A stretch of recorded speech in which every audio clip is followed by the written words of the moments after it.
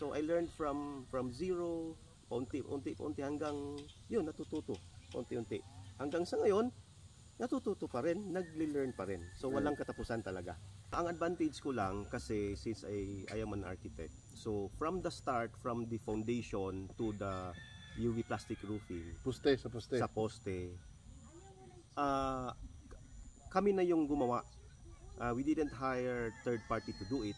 So dapat synchronize lahat from the cement, the form bars, even to the spacing of the post and the rafter and the width of the UV plastic that you're going to use. Pati yung laki ng poste, laki ng poste, oh. Tapos yung width ng UV plastic mo, dapat may pasok mo, may kiklip mo. Di ba? Ano yung problema, may solusyon. Kaya huwag ma-discourage, tuloy-tuloy lang. Yan.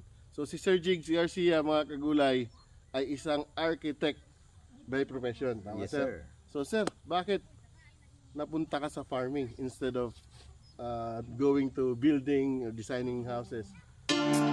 Light me up, don't you stop, 'cause tonight it's on the line.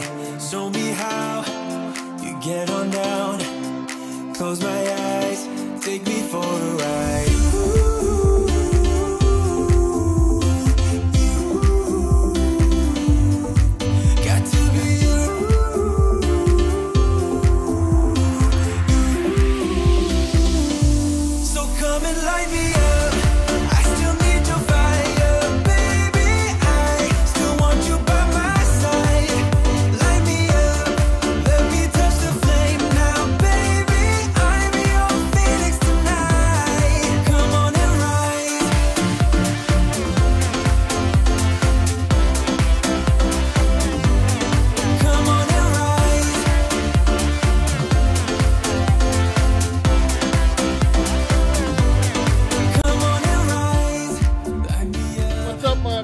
Welcome back to our channel. It's another fun learning ideas in hydroponics, and welcome back to our farm talks na kung saan meron tayong guest. Actually ako yung dumayo dito kasi siya yung may-ari ng greenhouse na to, yung hydroponics farm na to.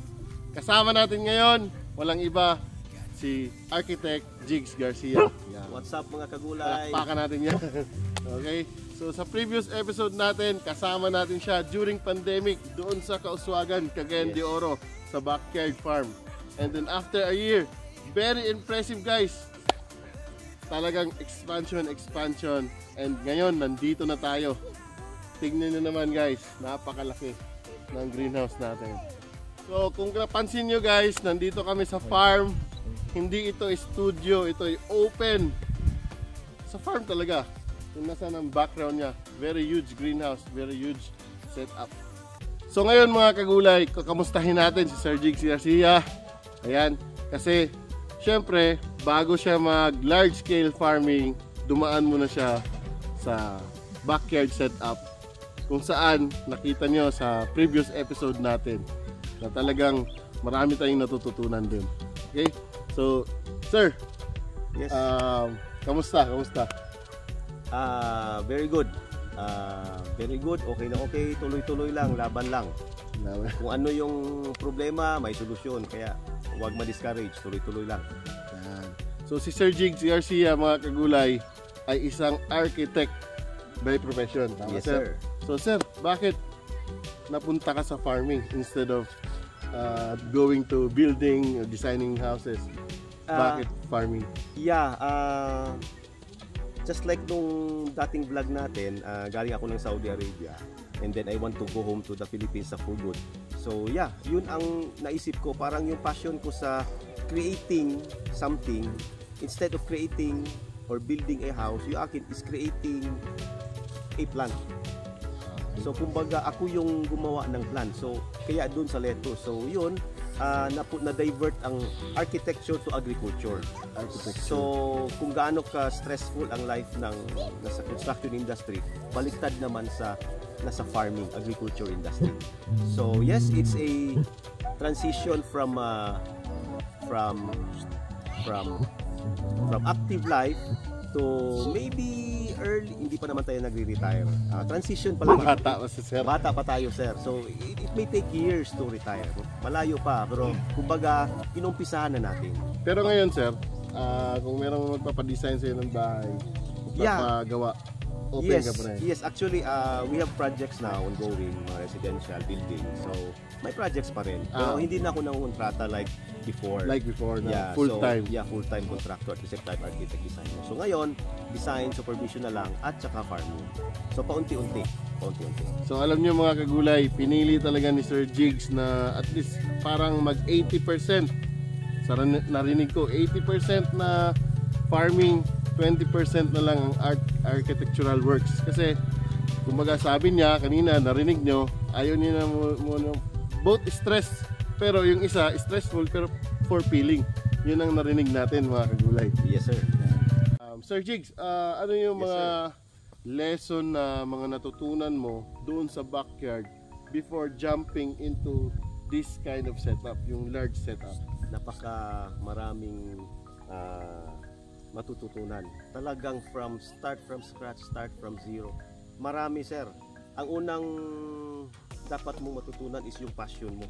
Kung para ba to sa'yo, gusto mo ba to? So once may passion ka na, so everything will darating na lang lahat. And especially if the times na nagkamali ka, that's the time na natututo ka. Ano mong background mo sa farming sir? Or ngayon lang talaga? Ang background ko sa farming is zero. Yung passion lang talaga. Gusto mo lang? Gusto ko lang talaga. Gusto mo yung masubukan or gusto mo talaga yung maghahalaman? Gusto kong subukan kasi gusto ko eh. Yung ano ko, yung curiosity, talagang sabi ko, interesado ako, gusto kong matutunan. So I learned from zero, unti hanggang yun, natututo, unti-unti. Hanggang sa ngayon, natututo pa rin, nag-learn pa rin. So walang katapusan talaga. Okay guys, so narinig nyo naman, talagang ang pagkakaiba lang natin sa kanya is gusto niya, sinubukan niya. Yun ang basa natin dito sa kay Sir Jigs Garcia. And then later on, sabi niya, farming is a continuous learning. Talaga ako, may natutunan ako Sir Jigs na never give up. Basta ang keyword lang doon is gusto niya yung gagawin niya. Kasi yung minsan, gagaya, pag nag-fail, ayawan na. Yeah. Dahil may naninisi. Yeah. Di ba? Yeah. Actually, sir, I just add up on this. Itong goal ko na to ngayon, actually in reality, this happened 10 long years ago. 10 years ago. Matagal na talaga. Bago ang hydroponics? Yes. So kumbaga, yun, out of curiosity hanggang yun nga, dun sa pandemic, dun na talaga lahat. So kung hindi mo pa nakikita yung hydroponics, gusto mo nang mag-farming? Yes. Pero wala ka pang idea? Walang idea kung lupa? talaga. Wala. Okay. Wala siyang ano talaga, destiny. I hope. Yeah. Kasi dito na talaga nakatutok ko yung ano ko eh, yung most of my time, especially most of my budget, nandito na. Kasi I believe na if I fail, I have wisdom. Pero alam mo sir, maraming naniniwala din ang failure sa farming is also like tuition. Yeah. Yan. Habang nag-fail ka, Yes. natututo ka ng natututo. Dahil sa business, walang nawawala eh. Yes. Pagkat nagkakaroon ka ng experience and yung mga lesson na hindi mo na dapat gagawin sa mga susunod. Yes. And failure is not the opposite of success. Okay. Failure is part of success. Part of Kaya- process. Yeah. Kaya if nag-fail tayo, ibig sabihin, we are on the right track. We are on the So, right track. ibig sabihin, before success, may failure. Kasi ang Tuloy-tuloy lang. mga Pilipino, kumbaga, pag gusto lang nila, hindi nila sinubukan, hindi sila magpe-fail. Dahil hindi nila sinubukan. Yes. Yan, tama ka doon, Sir Mas Jigs. failure ka kung hindi mo nasubukan. Eh. And then, Oo. tumanda na lang until you reach that age and then Regrets. regret. Regrets ka. Kumbaga, if we fail, okay. Importante we tried. Alam mo sir, marami akong ganyan. Yes, sir. Kasi sa umpisa pa lang, Yes, sir. may lettuce ako doon sa Antipolo. Yes. Sabi ko, gusto ko yung burger nito kasi ang dami talaga ang bumibili. So sabi ko, itong pwesto na to, parang gusto ko nung tayuan ng burger pero wala tayong ano eh, kasi nandun sa hydroponics, Yeah. yung puhunan. After 3 months, nandun na yung burger na bumibili. Talagang Yeah. number 1, top Talagang store niya nandun sa amin. Sabi ko, sayang. Pero walang problema. importante may Importante, may nandun mission, pa rin no? tayo. Kasi I'm happy that 10 years ago, kumbaga yung narinig ko sa'yo, I saw this 10 years ago. Ay, tama na. Yun ang lagi kong sinasabi. Yeah. Parang nakita ko na to. Parang saw alam this- ko na to. I saw this 10 years ago. Ito yung goal. And ang makaka-witness yan, yung mga friends ko, office mate ko nga nasa Saudi Arabia hanggang ngayon. Hanggang alam ngayon. nila, hanggang ngayon. Alam nila ang dream ko. So ano na ang plano nila na sana sumabay ako sa'yo dati. Yung iba, Yung iba. pero yung iba ngayon, gusto nilang sumubok na rin sa Magsimula. farming. Magsimula. So alam nyo guys, ang farming dito sa Pilipinas is very promising. Kasi yun nga sinasabi ko, may problema ang Pilipinas sa food production. 80% consumer, 10% or 20% na lang ang farming or ang production. And then the other is from outside the country. Talagang wala tayong control. Pag tumaas man yan, bumaba, wala. Bibili at bibili tayo kasi kailangan natin pangunahing sangkap, sibuyas, gulay at kung ano-ano pa, kailangan natin yan sa pang-araw-araw. So sir, next question is, what is the advantage between, kunyari wala ka masyadong puhunan, nag-start ka lang sa backyard, or kung meron kang puhunan, nagganto ka na agad? Ganyan ka Yeah. lang. Dapat pag-start, regardless may puhunan ka or wala, talagang mag-start ka sa umpisa. Sa maliit, Sa maliit muna. kahit marami kang puhunan. Kahit malaki yung puhunan mo, dapat sa umpisa ka mag-start.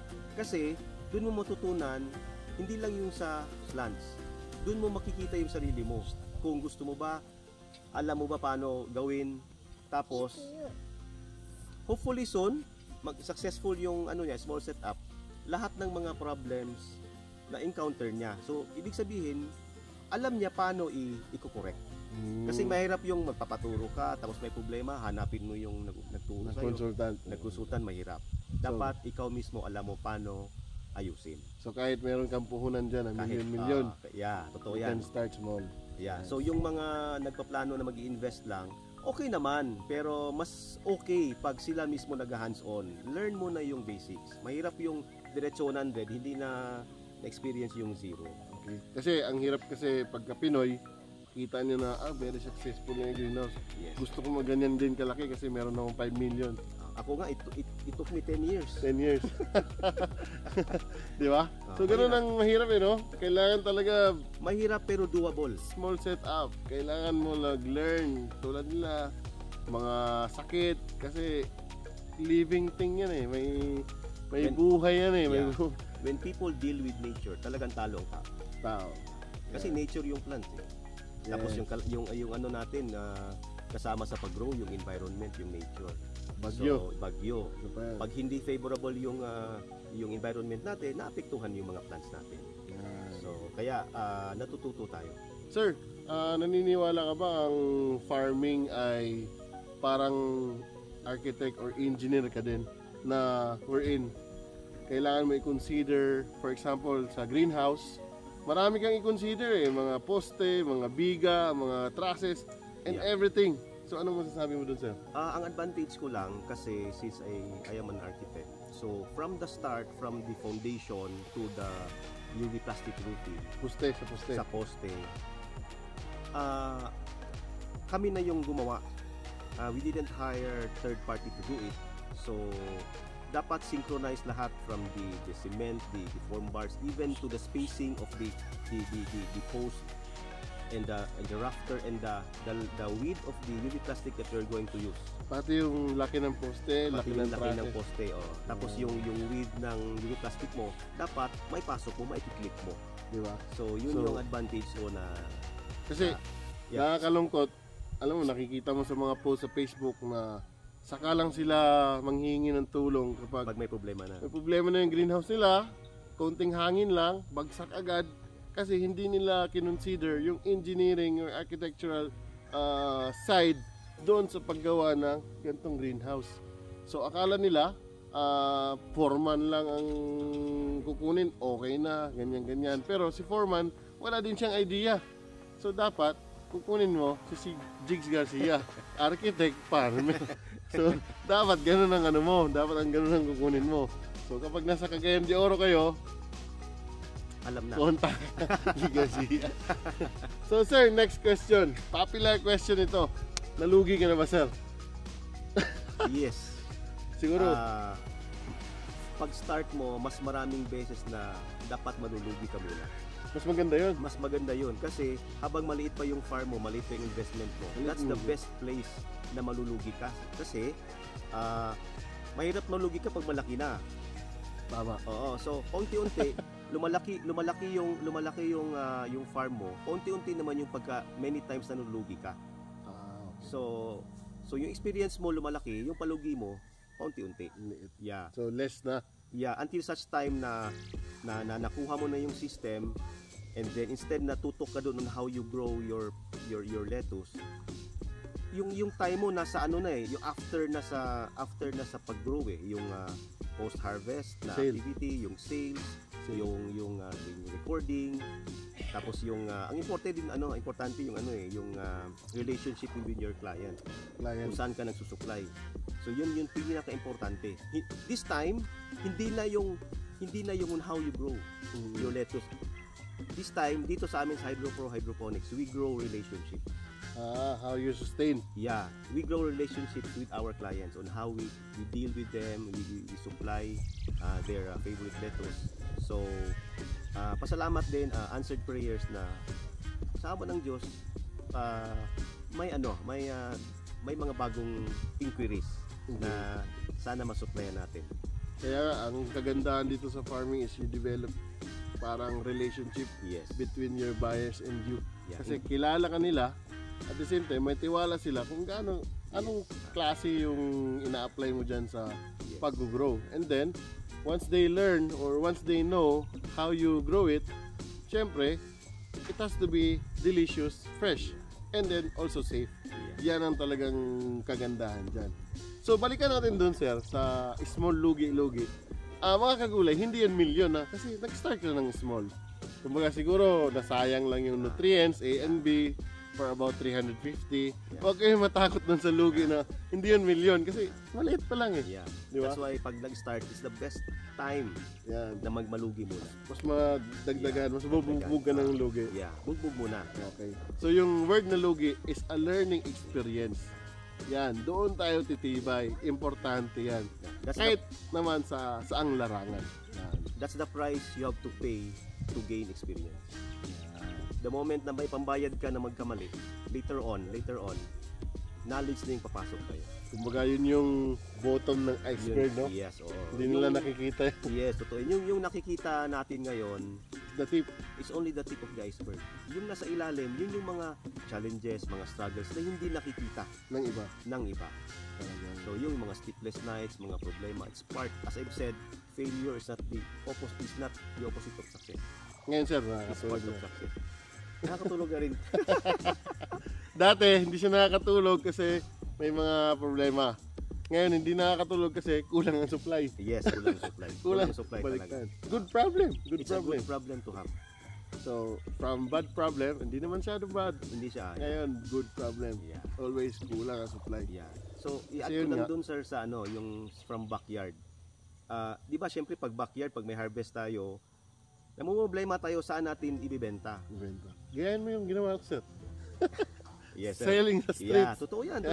Huwag mahiya. Benta mo. You should be proud of our produce. So, hanggang my friend ako, sabi niya, darating yung time na seed pa lang, may-ari na. Yes. So, yes, dumating yung point na seed pa lang, may-ari na. Sold out na. Sold out na. Kaya nga, kung napansin ninyo, hindi na kami nag-advertise. Ako din. Oo. Hindi na ako Hindi na nagpo-post. nag-advertise kasi may ano na, may-ari na ng lettuce natin. So, biruin nyo yan, mga kagulay. Seeds pa lang. Sa akin nga, seedlings eh. Meron ng buyer. Sa kanya, seeds. Mas matindi sa kanya. Okay? So, eto, tip ko lang sa inyo, KKK lang yan. Kakilala, kamag-anak, kabarkada. Yan. KKK, kakilala, kamag-anak, kamarkada. So, mas marami dyan na potential buyers. Kasi, everybody loves lettuce, kumbaga. They want to be healthy. Lalo ngayon, after December, grabe yung benta. Yeah. After December, sawa na yung tao sa karne, sa mga sweets. Totoo yan. Balik sila sa January, Balik sa New Year's resolution. Yan. Kaya mabenta na naman ang lettuce. Okay. At saka yung salad natin. Pagdating ng March, Coca-Cola body, summer body, lettuce na naman. Lettuce. Tuloy-tuloy. Tuloy-tuloy yan. So mga kagulay, lumipat kami kasi umulan. So grabe ang lamig dito sa Claveria, Misamis Oriental. If you want to visit Cagayan de Oro, it's already 1.5 hour from the city, from the main city going here. So meron tayong view deck dyan. 2 minutes from view deck, dito na sa farm, sa Hydropro. Yan. So, ngayon guys, tanongin natin si Sir, what is his plan 5 years from now, Sir? Ano yung mga plano mo? Actually, when we started, I had my 5-year plan. Actually, naka 2 years na kami. Naka 2 years na. So 3 more years. My 5-year plan is expansion. So, kumbaga, we will not wait for the demand sa lettuce. We will create the demand for the lettuce. If not here in the city, hopefully in northern Mindanao. Kumbaga, pag walang demand, huwag ma-discourage. Gumawa ng demand. How will people buy pag wala ka namang binibenta? So how about consider, Sir, na pasukin yung schools na to create salad wraps? Kasi the more you educate student, the more they can teach new generation to eat salad. Yeah, actually my wife is she's in charge ng paggawa ng salad. Actually, we already have our Healthy Box salad stop in Cagayan de Oro in Master Suits Avenue, Uptown, Cagayan de Oro. Yun yung ano natin, yun yung salad stop natin. So from our farm to the salad stop. Napakaganda kasi sila mismo. Yan. So kasi meron kaming salad rolls by JNG. Na ubusan kami ng lettuce. Problema namin talaga supply. So bumili kami from somewhere.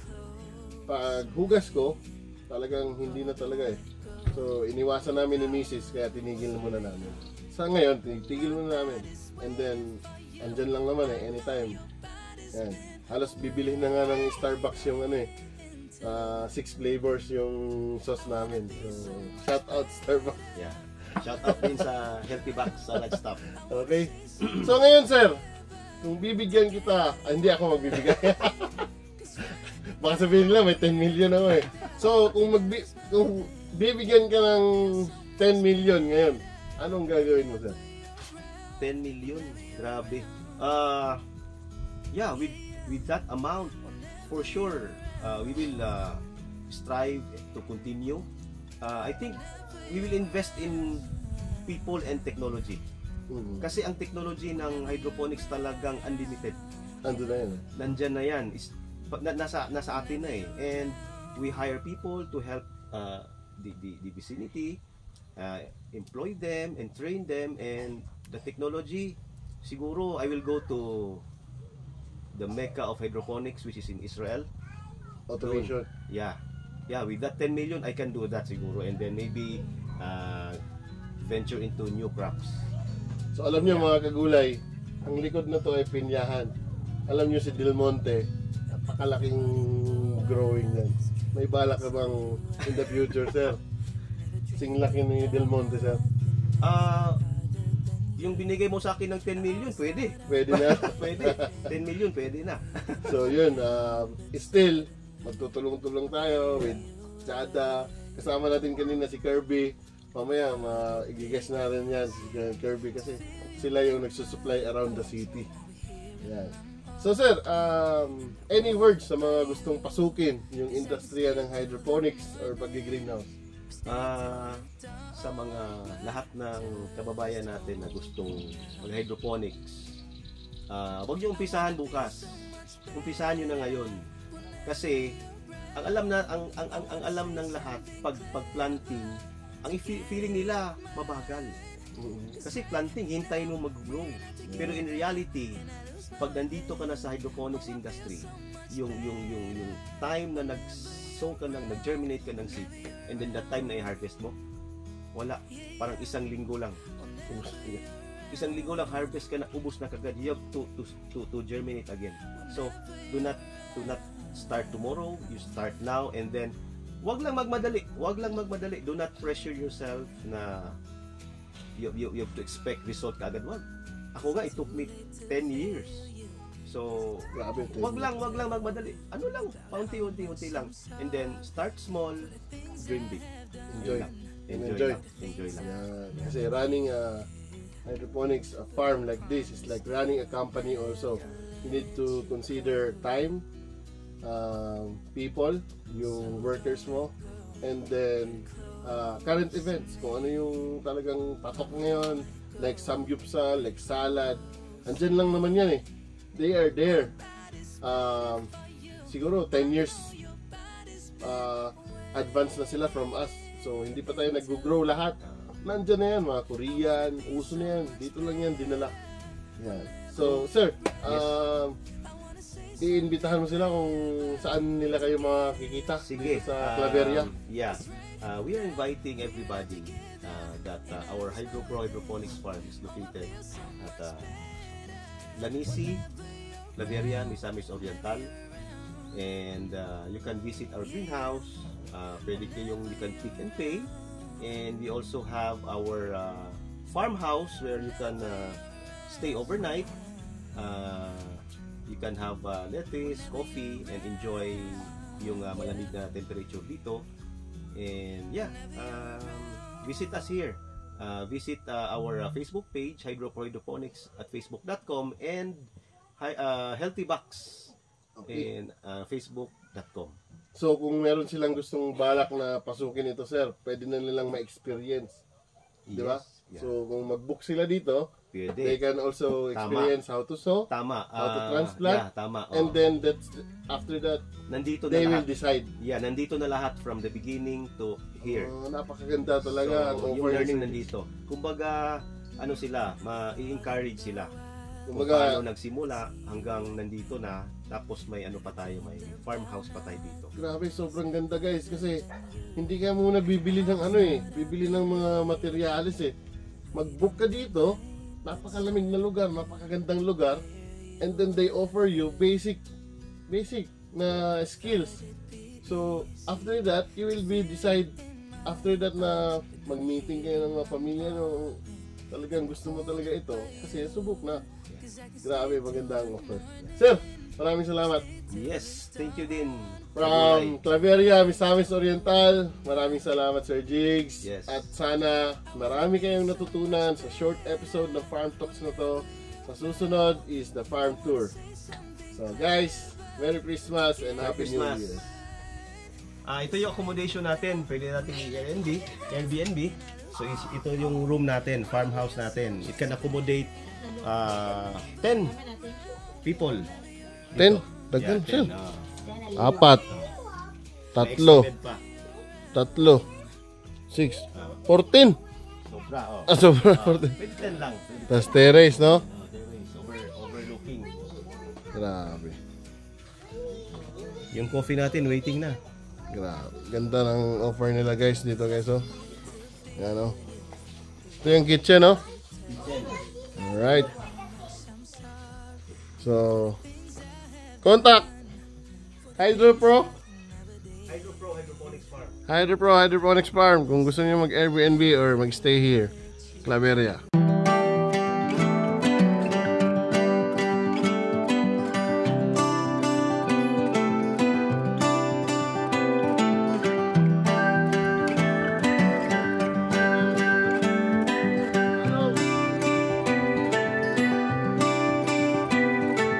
Remember me, I remember you.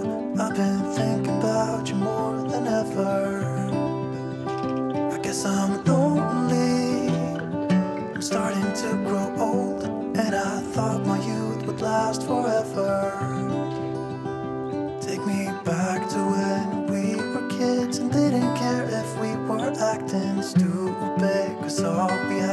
fantasize. If I close my eyes and think about us, I can see the person I know I should be. 'Cause honestly,